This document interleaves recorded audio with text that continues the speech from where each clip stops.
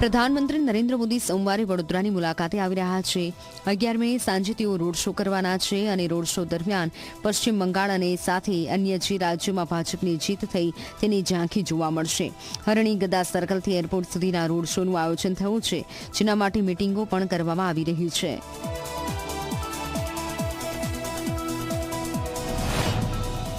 પશ્ચિમ બંગાળની જીત પછી પ્રથમ વખત ગુજરાતના પ્રવાસે છે, એમાંય વડોદરાના પ્રવાસે જ્યારે આવે છે ત્યારે અમે વિશેષ તૈયારીઓ કરીને આ રોડ ભવ્ય રોડ શો બને એવો પ્રયત્ન ભારતીય જનતા પાર્ટી વડોદરા મહાનગરના કાર્યકર્તા દ્વારા થવાનો છે અને એની યોજના પણ એ પ્રમાણે બની ગઈ છે।